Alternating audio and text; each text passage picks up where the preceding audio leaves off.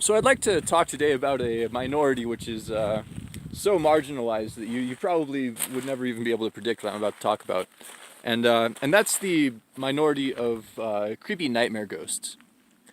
Now, creepy nightmare ghosts are actually so marginalized that most people don't even want to believe that they exist, which is it doesn't get much more marginalizing than people just completely denying your existence in the first place. And besides that, the main two groups who do know that creepy nightmare ghosts exist are like wizards and warlocks, and both of these groups basically persecute creepy nightmare ghosts because as a warlock, like if a creepy nightmare ghost approaches a warlock, they'll just be like, well, fuck you, I'm going to torture you, and then I'm going to force you to do my bidding. And that just kind of increases the trauma of this marginalized group. And if they approach a wizard, then the wizard's going to be like, you're not allowed to do anything, I banish you back to hell. And that also just kind of increases the trauma of this very marginalized group.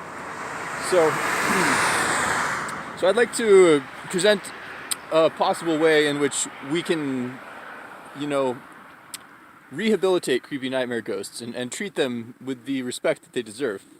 And I'll use an example of a creepy nightmare ghost which I encountered last night. So I was in the state of like half sleep last night, where I was kind of like in like partial awareness of the dream world and also everything else. And I was kind of proud of myself because that's like the closest I've come to meditation in a couple days. Anyway, so I was kind of like floating around in that space between sacred silence and sleep, and I started, this creepy nightmare ghost kind of started like infringing on my dream space, and I can only explain it in the kind of sequence of events that was going on. Like I was in like a creepy old woods out there, and then I came across like this like busted pillar, and I was like, well, it's normal for a pillar to be busted, but like, why are there all these like creepy teeth marks on this pillar? It's like there's some sort of vampire beaver or something. And there wasn't really any humor in the situation in the dream because it was trying to present this this fearful thing so that it could feed off of my fear, because that's what creepy nightmare ghosts do. Anyways, so like that was like the one kind of like lead up sequence. It was in this creepy area and like finding whatever. And then the next sequence was just kind of like I saw like a lone girl facing away from me, like huddled down. It was literally, if you played Left 4 Dead, it was Witch from Left 4 Dead. She wasn't like super loudly crying or anything, but it was literally Witch from Left 4 Dead. And I didn't have that association until like way after I thought about it, because like, but that's what it was like. It was presenting like, oh, I need to like go help this thing, and like, oh, it's gonna like cause me fear or whatever. But at that point, like, I was in the state of half consciousness, so I was like kind of aware that like this thing was trying to possess me, and I could feel it like in my body at the same time as I was in the dreamscape that it was creating. And so at that point, I was like, all right, we're gonna pause this simulation, and I'm just gonna talk to you.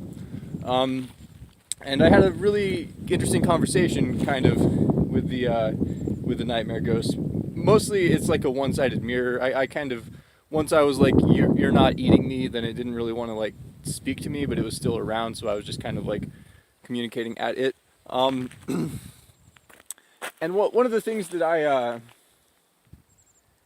I communicated, which I think is useful as far as addressing creepy nightmare ghosts, is that it's in the state that it's in because of trauma. It wants to create that fear to feed off of because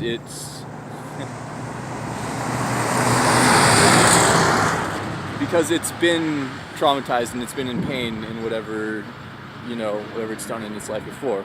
And that was something that kind of resonated. It was like, whoa, it was surprised that I like went into that area, and I tried to like show it appreciation and like love in a way. I was just like, here, I will feed you images of you destroying and disemboweling and eating me, because like I have also been traumatized. I also know this pain and this, things like that.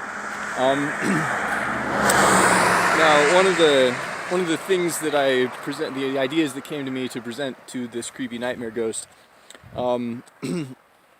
was, and this is probably the only useful thing that I'll actually say in this video, but it said you can, when you're processing trauma, you can either process it by, being angry and like trying to create more trauma for others and like kind of feeding off that trauma, which, it's just an endless cycle.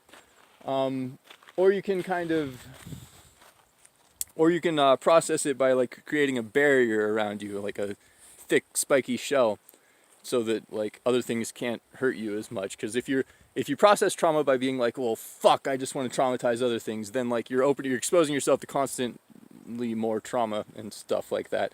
So I wasn't like trying to tell the creepy nightmare ghost like, you should just live in love like me, because it obviously hates me. It's like, well, I have my own nature, and like I have like super privilege with my nature or whatever, so fuck me.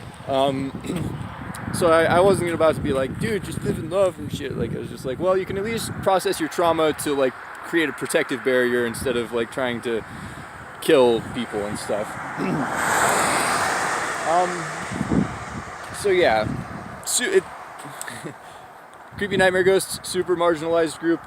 The only people who, since they can't feed off of the energy of warlocks and wizards because they just banish them, they have to feed off of the energy of like normal people, and that's like constant hunger. So they're constantly going to be hungry forever if they don't move on to a different stage. And that's why I was trying to kind of present this idea to this creepy nightmare ghost, that it can rehabilitate itself by protecting itself. And so like I kind of created like my own like image of like kind of like embracing and hugging and like taking this thing to like a haunted mansion full of other creepy nightmare ghosts who are being rehabilitated. So I'm trying to create a creepy nightmare mansion in the astral where I rehabilitate evil ghosts. I feel like that's kind of the foundation for how we're gonna have to build a better future, because if we just kind of like let these ghosts be traumatized forever, they're just gonna keep being traumatized forever. So we have to like create a foundation where it's like, okay, there are better ways to process the the pain that you're in, because that's what they're in, is pain. Okay, there's one last thing, just a sec. What was I gonna say?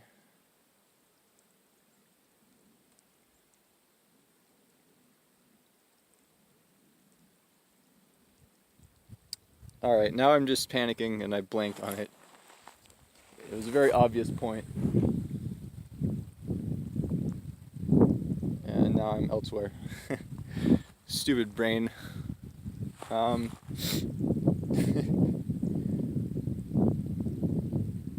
yeah, I guess if we want them to have the foundation of if we want to rehabilitate them, what am I trying to say?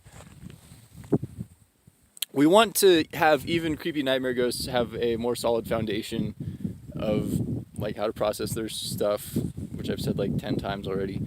But it's so that like when they do incarnate in the human form, if they do manage to get back to that again, they just turn into like creepy, weird goth dudes who make like doll art and stuff instead of actual serial killers. Because like where they're at, they're definitely just gonna try to kill people. I could tell. Is like, if you could do anything, you would definitely manifest a body and come like drag me out and eat me immediately. But all you can do is try to traumatize me when I'm not conscious, which is kind of, it's sad. So that's my thoughts on creepy nightmare ghosts, and we need to appreciate them more, and we need to try to work with them to work through their traumas. Because they're super marginalized even among other minorities. That's all for today.